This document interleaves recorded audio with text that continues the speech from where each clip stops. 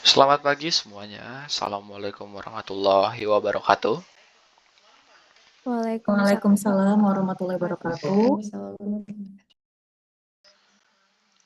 Baik, pada kesempatan pagi hari yang cerah ini, izinkan saya memperkenalkan diri terlebih dahulu. Perkenalkan, saya Farhan Alfaris dari Satuan Kerja Pengadilan Negeri Tanjung Karang, selaku host yang akan memandu acara pada pagi hari ini dengan mengangkat tema pahlawan dan sejarah.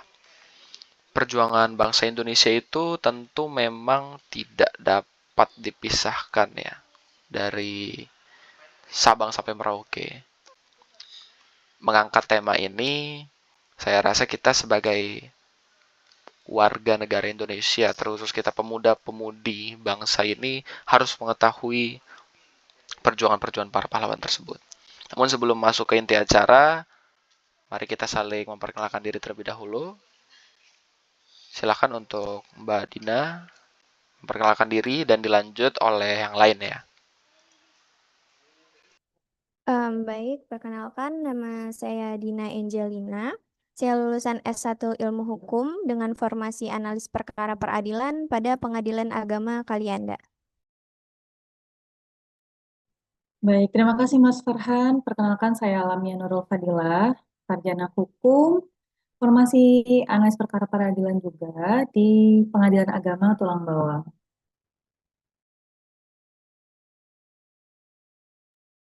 Terima kasih Mas Farhan. Perkenalkan, nama saya Zinia Grini. Saya merupakan CPNS APP, Analis Perkara Peradilan dari Pengadilan Agama Krui. Saya sendiri merupakan lulusan dari S1 Ilmu Hukum. Terima kasih. Oke, Mas Farhan, saya Zumna Akila Nikotu Zahra. Saya dari Satuan Kerja Pengadilan Tata Usaha Negara Yogyakarta, formasi analis perkara peradilan. Terima kasih. Baik, terima kasih atas perkenalannya ya, rekan-rekan sekalian. Memasuki inti podcast ini, kita memang harus ya, setidak-tidaknya itu paham mengenai kita itu dari mana, dilahirkan dari bangsa yang seperti apa. Karena kita merupakan satu kesatuan di Asia Tenggara ini ya, dari Sabang sampai Merauke, dari Miangas sampai Pulau Rote, itu kita satu, negara kesatuan Republik Indonesia. Tentunya hal ini sejalan dengan sulitnya kita memperjuangkan kemerdekaan kita karena banyaknya upaya-upaya dari pihak-pihak eksternal itu yang berusaha untuk memecah belah kita dengan politik divide et impera. Dimulai dari Belanda hingga ke Inggris, bahkan sampai ke Belanda lagi dan ke Jepang, itu merupakan perjuangan yang sangat sulit sekali. Memasuki topik cerita ini di podcast ini, saya ingin tahu sih untuk mengulik lebih dalam, adakah pahlawan-pahlawan di Indonesia ini yang bisa atau dijadikan panutan oleh rekan-rekan sekalian ya. Untuk Mbak Zindi, silakan untuk menyampaikan adakah pahlawan di Indonesia ini ya yang menjadi inspirasi Mbak Zindi dalam kehidupan bermasyarakat terkhusus ya. Silakan Mbak Zindi. Baik, terima kasih atas waktunya Mas Farhan.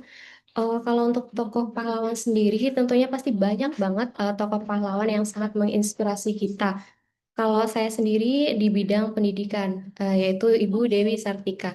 Beliau itu merupakan tokoh perintis pendidikan perempuan di Indonesia. Namun, perannya itu juga memiliki kaitan erat dengan perjuangan kemerdekaan.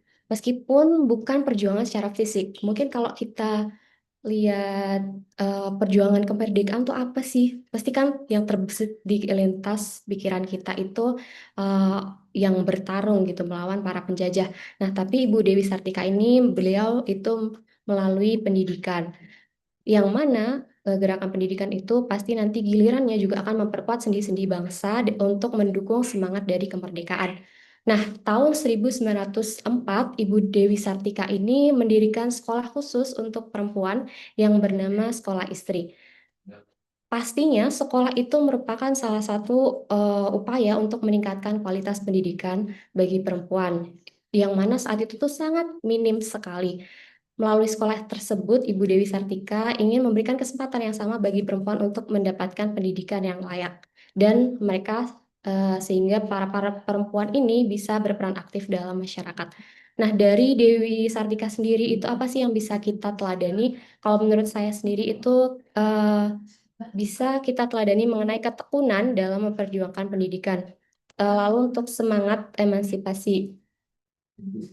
Beliau berjuang untuk mengangkat harkat dan martabat seorang perempuan untuk dapat berpendidikan, memberikan kesempatan yang sama tentunya untuk para perempuan ini mandiri dan juga bisa berpartisipasi dalam persatuan bangsa.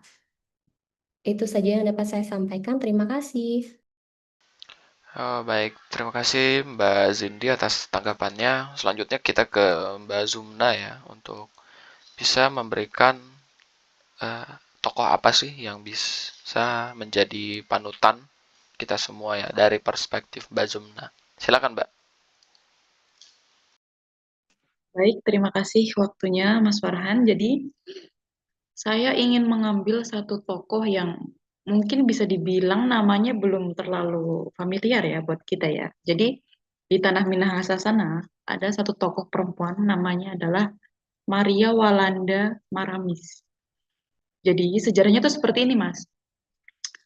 Dulu di Tanah Minahasa itu ada suatu badan perwakilan di daerah sana ya. Tapi badan itu tuh isinya tuh laki-laki. Jadi anggotanya laki-laki, yang memilihnya pun laki-laki. Nah, di tahun 1919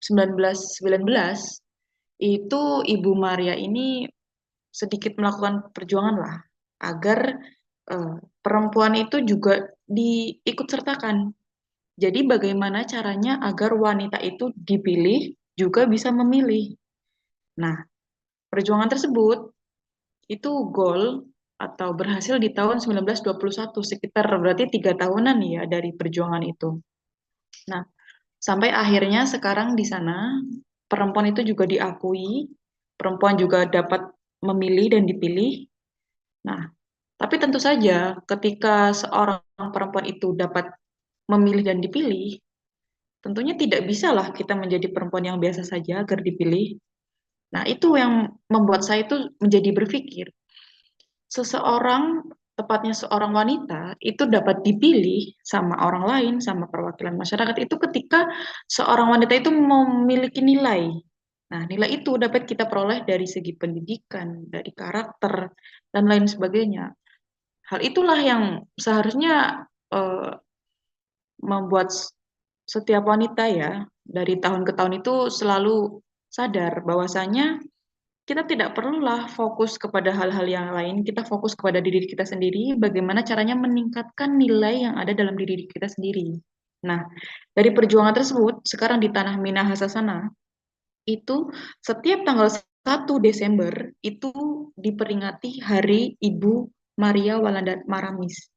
Dan juga telah dibangun patung juga di sana, patung Ibu Walanda. Kalau nggak salah itu sekitar 15 menit dari pusat kota Manado. Jadi kapan-kapan kalau kita ke sana kita main ya ke patung itu ya. Semoga ada rezeki kita dapat ke sana bersama-sama. Jadi mungkin itu hal yang menjadi perhatian saya, apalagi saya juga sebagai perempuan yang tentunya akan menjadi ibu mungkin atau menjadi sahabat atau apapun yaitu, tapi yang penting perempuan ya, kita meningkatkan nilai dalam diri kita sendiri. Sekian dari saya, terima kasih Mas Farhan. Oke, baik, terima kasih atas pendapatnya Mbak Zumna. Silakan untuk Mbak Dina untuk menyampaikan pendapatnya. Oke, melihat dari teman-teman kita tadi ya, udah nyebutin 2 pahlawan di bidang pendidikan, perempuan. Saya juga punya tokoh inspirasi ya dalam bidang pendidikan, tapi bukan perempuan, yaitu laki-laki. Pasti juga kita sangat mengenal dengan nama ini, yaitu Ki Hajar Dewantara. Ki Hajar Dewantara sendiri disebut sebagai Bapak Pendidikan Nasional. Kenapa sih disebut sebagai Bapak Pendidikan Nasional? Karena Ki Hajar Dewantara ini pada tahun 1922 dia mendirikan Taman Siswa. Taman Siswa sendiri yaitu sebuah lembaga pendidikan bagi rakyat pribumi pada saat itu yang terpinggirkan oleh penjajah.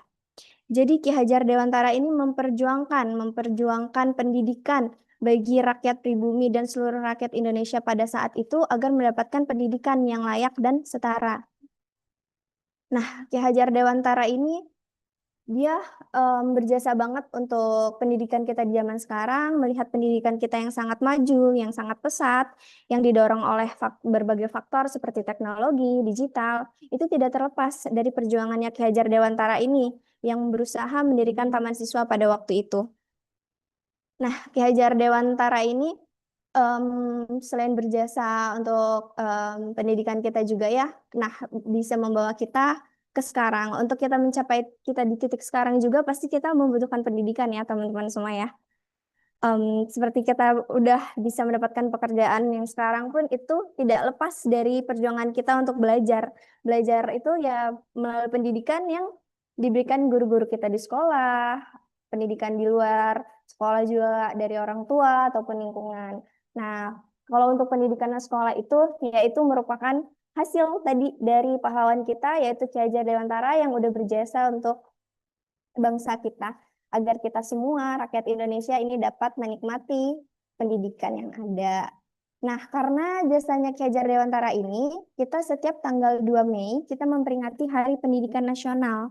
Kenapa dia di tanggal 2 Mei? Karena di tanggal 2 Mei itu hari lahirnya Ki Hajar Dewantara. Oke, menurut saya cukup ya. Saya kembalikan kepada host.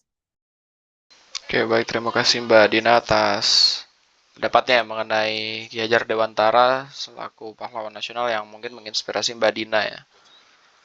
Oke, baik. Untuk selanjutnya kita akan ke Mbak Lamia. Namun untuk Mbak Lamia ini dari sekian banyak pendapat mengenai pahlawan itu, hal-hal apa sih yang sejatinya dibutuhkan di bangsa Indonesia ini dalam menjaga nasionalismenya agar kita tidak terpengaruh ke barat-baratan? Sebenarnya tidak terpengaruh ke barat-baratan ini kan lebih ke arah agar budaya kita itu tidak hilang ya. Karena itu bisa berdampak negatif. Budaya-budaya yang sudah lama itu bisa hilang. Bagaimana tanggapan Mbak Lamia? Baik, terima kasih Mas Farhan. Benar kata Mas Farhan tadi ya, untuk budaya asing, ya misalkan budaya barat itu sebenarnya tidak selalu memiliki dampak negatif, tapi generasi muda sekarang itu mudah kehilangan jati diri karena ya salah satunya berkurangnya penggunaan bahasa Indonesia yang baik dan benar ya dengan menggunakan bahasa-bahasa slang bahasanya, bahasa Inggris dan lain sebagainya, sehingga ini rasa bangga terhadap warisan budaya lokal ini mulai tergeser ya oleh kebanggaan terhadap budaya asing ini karena dianggap lebih modern dan menarik.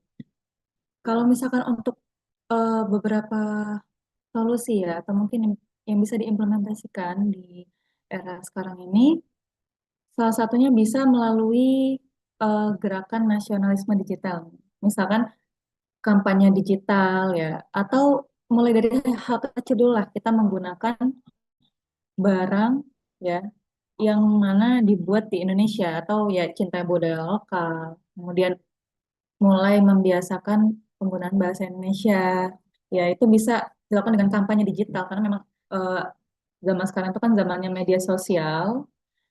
Saya kira itu lebih cepat dan lebih efektif gitu untuk bagaimana kita menyampaikan ideologi Pancasila juga untuk memfilter budaya-budaya asing yang tadi masuk. Sebenarnya tidak semuanya buruk, tapi kita perlu lebih cerdas lagi untuk bagaimana agar budaya Indonesia ini tetap berlanjut dan tetap dilestarikan lah gitu kan sampai nanti gitu kan sampai di masa yang akan datang. Mungkin dari saya seperti itu, Mas. Oke, baik. Terima kasih ya untuk pendapatnya Mbak Lamia. Jadi bisa saya simpulkan mengenai cerita-cerita dari rekan-rekan sekalian bahwa pahlawan ini memang punya perjuangan masing-masing ya. Namun kedepannya itu bisa menjadi sebagai sosok yang menginspirasi kita guna mempertahankan nasionalisme kita agar tidak